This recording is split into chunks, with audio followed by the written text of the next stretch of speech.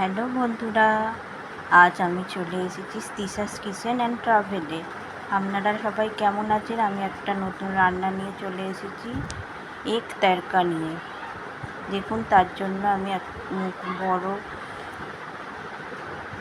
একটা পাত্রে কড়াই, ছোলার ডাল ও রাজমা ভিজিয়ে দিলাম। আমি 1 কাপ কড়াই নিয়েছি, হাফ কাপ ছোলার ডাল নিয়েছি, আর তার থেকেও একটু কম রাজমা নিয়েছি। এরপর এটা 5 থেকে 6 ঘন্টা ভিজিয়ে রেখেছিলাম। এবার এইটাকে প্রেশার কুকারে দিয়ে সেদ্ধ করে নেব। দেখুন, আমরা প্রেশার কুকারে এটাকে ঢেলে নিচ্ছি।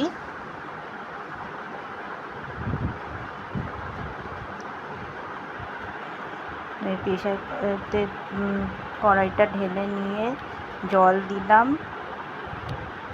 এবং সামান্য নুন ও হলুদ দিয়ে তো এবার আমি প্রেশার কুকারের ঢাকনা দিয়ে দেব। ঢাকনাটা বন্ধ করে আমি 4টে সিটি লাগাবো। তো এবার এইদিকে আমি পেঁয়াজ, লঙ্কা, টমেটো ও আদা রসুন সব কুচি করে নিলাম। দেখুন, ছোট ছোট করে কুচি করে নিয়েছি। এদিকে প্রেশার কুকারের সিটিও উঠতে চলেছে।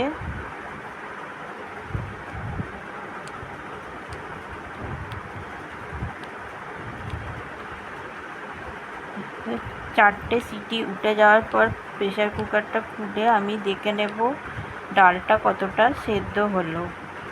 ডালটা ভালোই দেখুন সেদ্ধ হয়ে গেছে। দেখুন কি ভালোভাবে ডালটা সেদ্ধ হয়ে গেছে। এবার ডালটাকে আমরা একটা পাত্রে নামিয়ে নেব। এবার কড়া বসিয়ে গ্যাস চালু করে আমি তেল গরম করতে দেব। আমি এটা সরিষার তেলেই করব,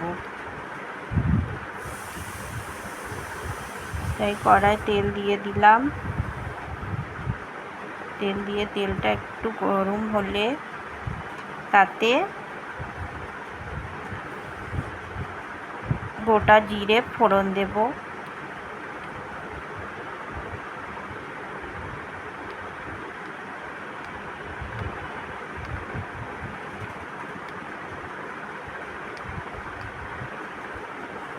তারপর গোটা জিরেটা ফোড়ন দিয়ে একটু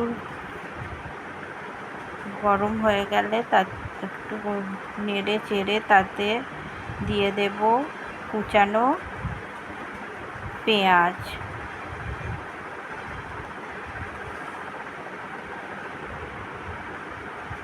কুচানো পেঁয়াজগুলো দিয়ে দিলাম। পেঁয়াজগুলো দিয়ে ভালো করে নাড়বো যতক্ষণ না হালকা লালচে রং আসছে।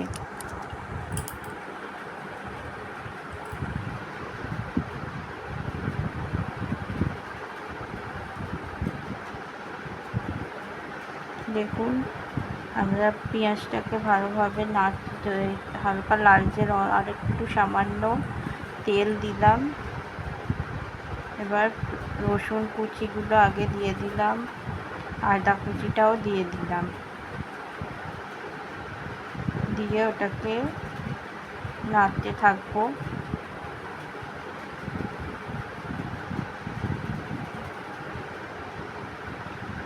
এবার সব পেঁয়াজ, আদা, রসুন নাড়াচাড়ার পর কাঁচা লঙ্কাটা দিয়ে দেব।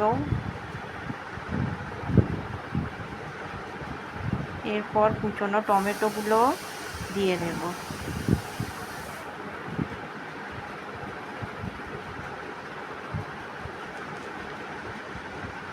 দিয়ে ভালোভাবে নাড়তে থাকবো। দেখুন, টমেটোটা একটু নরম হয়ে এলে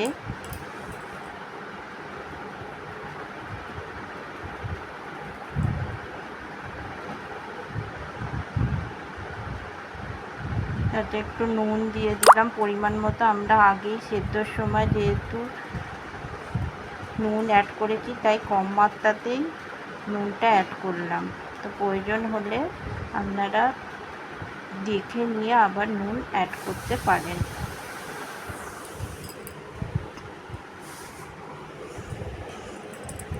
এরপর হলুদ গুঁড়ো দিয়ে দিলাম। একে একে সব মশলাগুলো দিতে থাকবো। প্রথমে হলুদ গুঁড়ো দিলাম,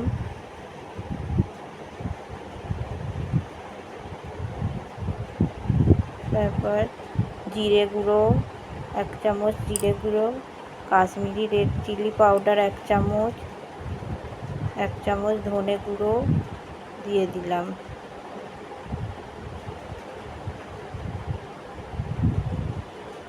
দিয়ে এটাকে ভালোভাবে নাড়তে থাকবো।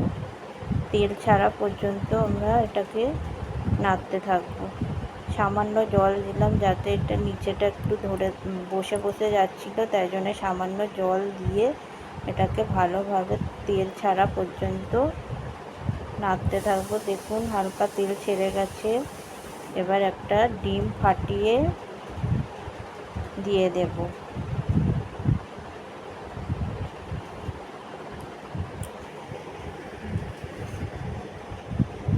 এবার এটা মশলার সাথে ডিমটাকে নাড়াচাড়া করে নিলাম। দেখুন ভালোভাবে ডিমটা মশলার সাথে ভাজা হয়ে গেছে।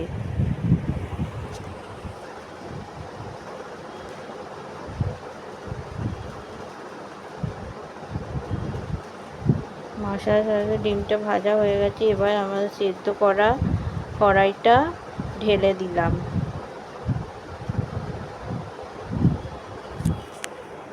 দিয়ে নেড়ে চেড়ে মশলার সাথে ভালোভাবে মিশিয়ে দেব।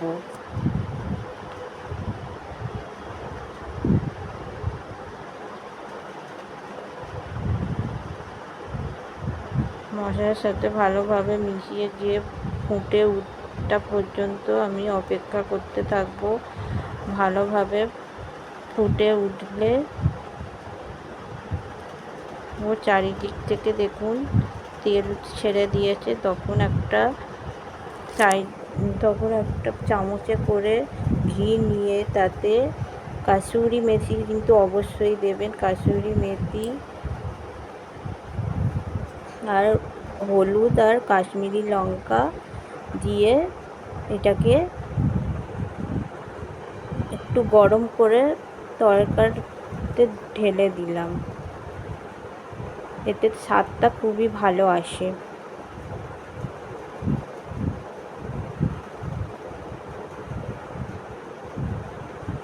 দেখুন কতটা সুন্দর কালারটা এসেছে। এবার এটা ভালোভাবে একটু ফুটে উঠলে আমরা